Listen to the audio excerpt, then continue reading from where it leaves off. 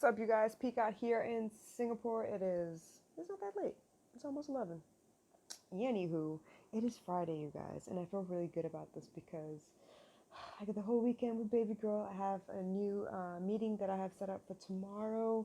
Got some things in the works. I'm feeling pretty good.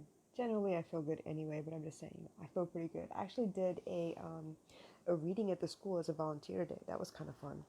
And I talked to second grade, which is one class, but I found a bunch of books that had to do with values, and I got to read to the students and talk to them a little bit about their emotions and the values, and how they can just be better friends to each other and learn to get along a little bit better. And it got me thinking, actually, because I feel like there's so many things we could do with that, right? I'm glad that there are books out there already about um, friendships and emotional intelligence on a children's level, but I feel like I wish there was something that we could do for adults, which right now it's only the podcast and my live videos and posts. So even with that being said, to be able to sit there and teach a group of students for 30 minutes, where in between the class, in between the readings, I was able to ask questions and engage them a little bit. That was kind of cool. That was something I really enjoyed, and the time passed without me even thinking about it. Um, but I was able to sit there and listen to what the kids understood from the story, whether they could immediately relate or not. I know if we had a group of adults in there, we were talking about something, I know everybody would have pictured someone that was uh, close to or just like one of the characters in the story, right? That's what we do. We immediately try and put a name and a face to the character that we're talking about so we can understand. Okay, maybe not understand, but we can be like, oh my God, yes, she does that. Oh my gosh, she's so terrible. Yes, that's exactly how she acts, and that's exactly the way she speaks. And yes, I get it now. But the whole point of that is to be able to see what they understood. Just because I understand it doesn't mean you understand it the same way I do. Otherwise, there'd be no need for me, right? I mean, you'd know it. But if I can actually understand where you're coming from, then I know what the gap is. I know where the disconnect is. So that was really cool, actually. It was a really fun activity, and I got to thinking a little bit afterwards. But that is where the thinking stopped, obviously, because I think all day. It's probably the most dangerous thing I do. But I wanted to share something. I was watching I was watching Once Upon a Time. Now I haven't seen this in like years, but we're going back through from the beginning because my mom needed something new to watch. So we were watching, just for the hell of it. We're playing Uno and watching Once Upon a Time. Um, but there was a line from one of the episodes today that really struck me. And it was actually the Mad Hatter that said, "You guys, all you guys want is a magical solution. A magical solution to all your problems, but you refuse to believe in magic." And I was like, damn, if that ain't true, man. How is that? I started laughing. I was like, man, I gotta write that down. I wanna do a post on that. But let's think about that, shall we? Absolutely. We will buy $5 fixes for problems that we took years to create for ourselves and think, yep, I paid $5, it's gonna be fixed right now. Or I'm gonna pay for a webinar and that's gonna fix my life right now. And I'm gonna, um, pray and try to manifest something and it's going to fix everything right now, but I don't believe in it for it to actually work, but they say I should, and that's what I'm going to do.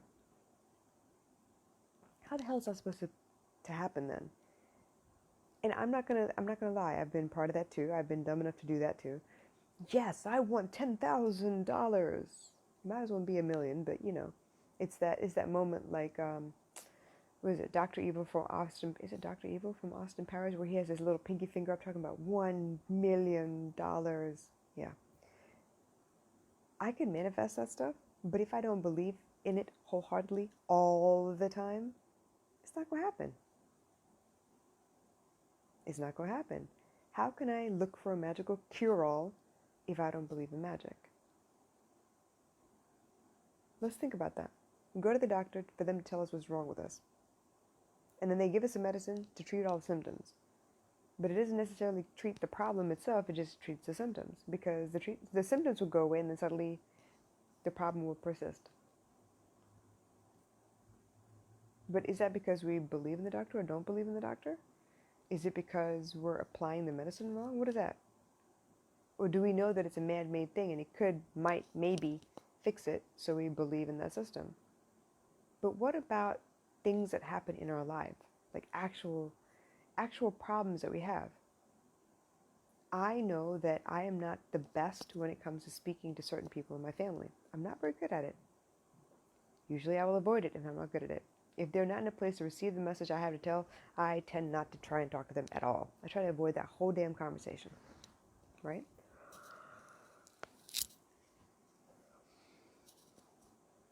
But what if somebody said, hey, if you just do this, it'll work, everything will be fine. When I do what I've been prescribed to do, it really, really matters the attitude that I do it with. If I do it thinking, nah, it's not gonna fix it, it's not gonna work, he's gonna mess it up anyway. We're still not gonna be on talking terms. I'm just whatever.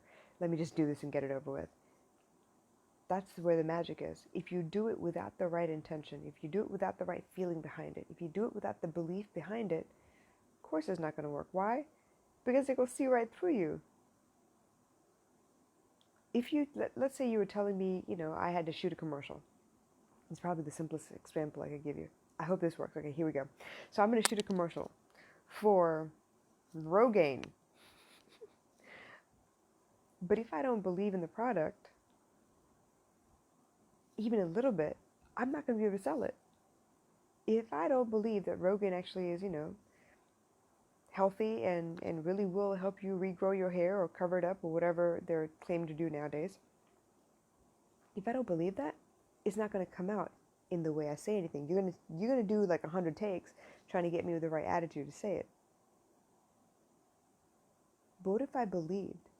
What if I really believed? Have you ever noticed when people really believe something or they really love something, the way they speak about it changes? Let's say they went and found, an ice cream joint around the corner that's brand new and they've never eaten there before and it was so good. And the first thing they do is they call all their ice cream buddies and they're like, oh my God, have you been to this place? Because it's freaking amazing. I love it. And this is the way it was set up and it was so inviting. And I love, just the flavors were off the wall and like the scoop portions. Oh my God. It was like, you don't have to tell me what to say. You don't have to tell me how to say it. If I love it, I love it. You can tell because it's coming out of all my damn pores. That's the magic. You gotta believe. If you don't believe, it will fall flat. I remember back when I was dancing, and I was really good at the the technical aspects, okay? If you tell me you can't do jump, twist, turn, and land on your knee within 3.5 seconds, I will fall all over myself to prove to you that I can. Because I can. I'm good like that. It was one of those things. I really loved the technical aspects. The rhythm portion, I love that shit. I love battling the drum. That was the shit. I loved it. But when you ask me to do the expressions, you can tell me the whole daggone story, but if it doesn't connect with me somehow, the expression's not going to come out on my face. I'm going to have a poker face through the whole thing trying to tell you that, this man loved that woman and they loved each other so much that they ran off together. It's going to be poker face while I do all the actions for that. It's going to look like a mime. It's going to look terrible.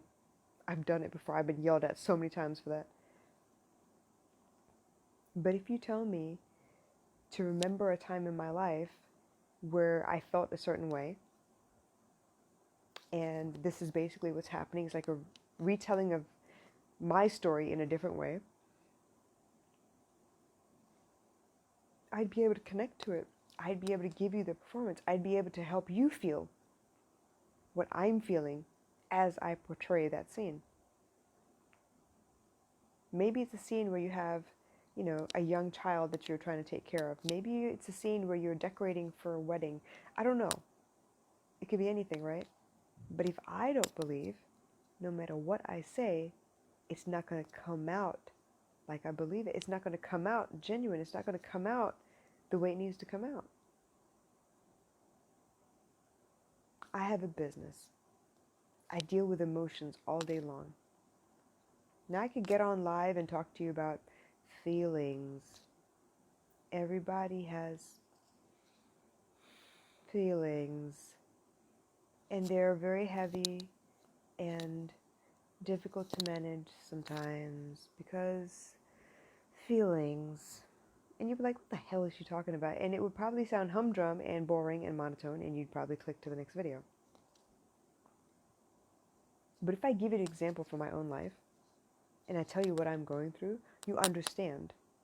Some part of you will reach out for me. You will feel me.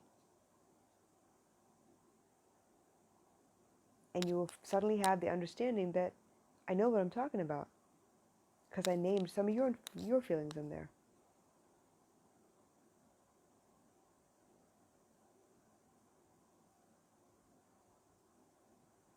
I don't have a magic cure-all. It's going to take work. You're going to have to sit and think. You're going to have to analyze and write down stuff. But I know I can help you because I've done it before. So many times.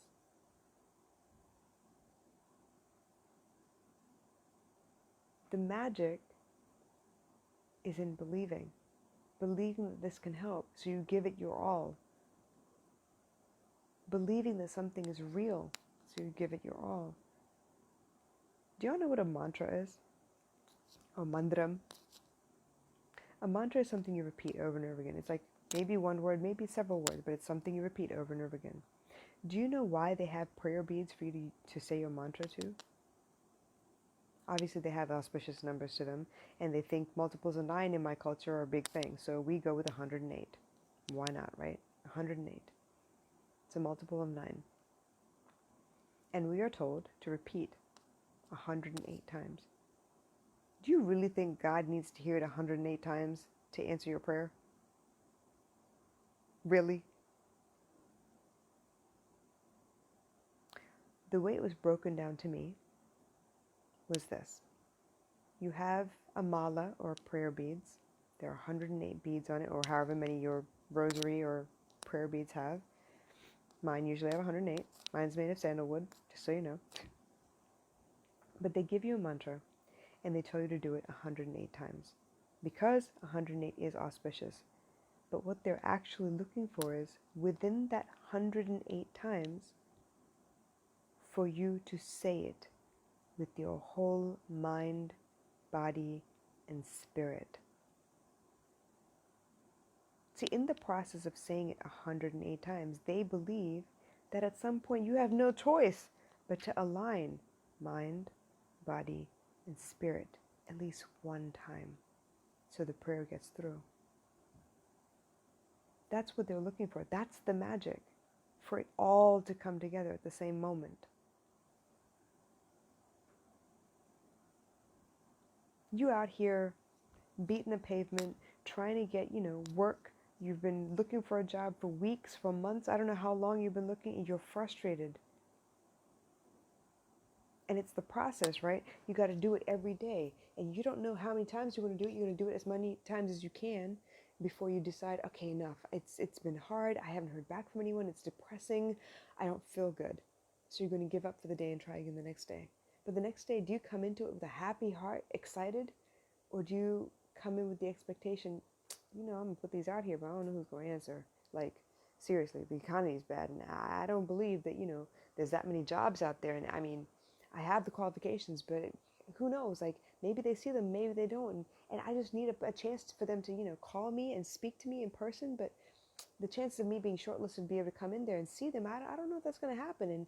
And I just don't trust. And guess what? You're already sending the vibration out there that you don't believe. If you could find a way, and it's tough, if you could find a way to reach out, to connect, to ask for help with the same excitement that you would for someone else, as in, I'm asking for me today. But if I ask for someone else, I'm going to give it my all, right? Let's say I'm asking for my brother, and I'm like, hey, you and I have known each other a long time. I know you're in banking and my brother's looking for a job. Like, do you have any recommendations? I would really be grateful for anything you might be able to give me. Me asking for my brother is very different than me asking for me. Me asking for my brother, I can give it my all. I can believe wholeheartedly. And if they say no, it's a no, it's okay. I'm going to ask again somewhere else.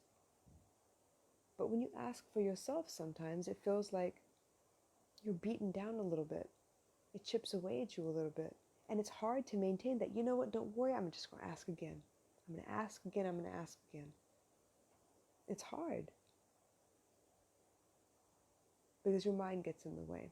And it may be your mind. It may also be the people around you, right? They'd be like, oh, how many times did you ask? How many times did you apply? Did you apply to at least 10 today? Did you like write out the whole full interview thing? Did you go out there and like go into businesses and speak to people in person? I know all those questions because I asked my brother those questions before. I've had those questions asked me before. Are you sure you're putting your all into it? Yeah, I am. But that stuff is hard to hear on a regular basis. It's hard to hear and then want to go out and ask again for a job, for an opportunity to work and earn money. Maybe it's not earning money. Let's put another scenario, shall we? Let's play another one. Let's see. Maybe you and your spouse aren't getting along that great. Maybe something happened a while back and you're trying to put it back together, but you're afraid to ask anything or say anything because everything surrounding that situation is a little touchy. One wrong word and you'll be in a fight again. And it's the last thing you want. You just really want to get back to the place where you're happy. Both of you. So maybe you go into it thinking, okay, you know what? I feel pretty good today. I want to share something. Let me ask. Let me see if I can get a little more attention from him because I feel good and I do want to spend time. But I want to spend time with him. Maybe he'll spend time with me too. Maybe he'll want that too. And you go in a little hopeful and you say, hey, do you have some time? I'd love to like just hang out with you because I miss you. And maybe he's not in a good place and he winces. Or maybe he has a cough and he coughs at the wrong moment and you take it as, oh, I guess he thinks I'm nagging him for extra attention again, and maybe he just doesn't want to hear that anymore. And maybe I should just shut up because it was fine the way it was until I opened my mouth, and if I just kept quiet, maybe we would be at the happy place again.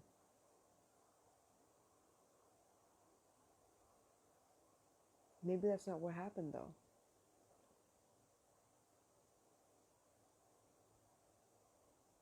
Maybe you wanted the magic back, but that doubt in your head didn't allow you to really come full force with the happiness.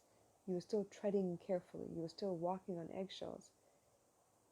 And I swear, when you walk on eggshells, the things that come out your mouth usually come out sideways. I'm pretty sure. That's what happens to me. I don't know about you, but that's what happens to me. If I'm walking on eggshells, I'm watching my words a little more carefully. I'm a little more scared about the vocabulary I use and the way my demeanor is and what I'm wearing and how I could approach you, like all of that. I'm very ginger about it. And when I'm ginger, I know you can feel it. Which means it's going to put you on edge already. Which means we're already gearing up for a fight without even having said anything much. Because we don't believe. We don't believe it can work. We don't come full force with it.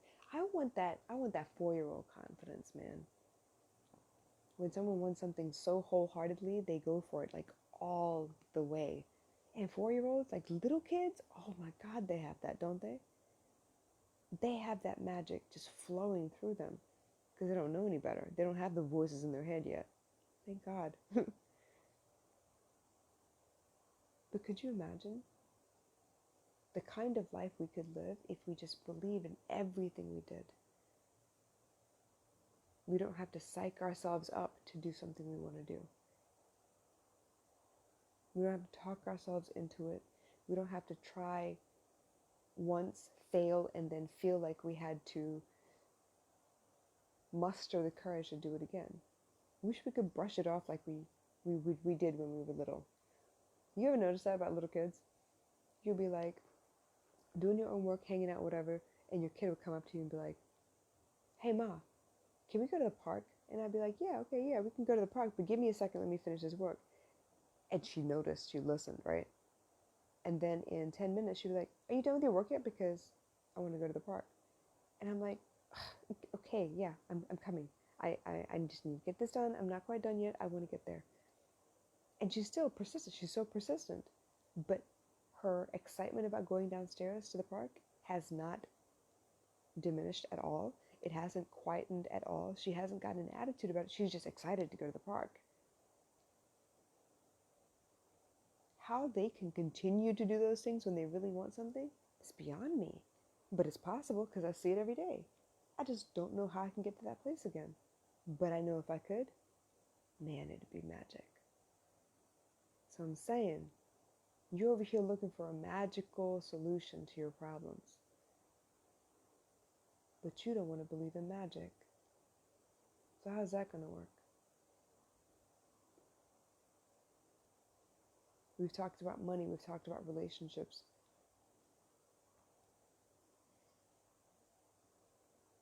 All it takes is a little belief, you guys. Believe that it's possible. Believe that it's out there waiting for you to come find it.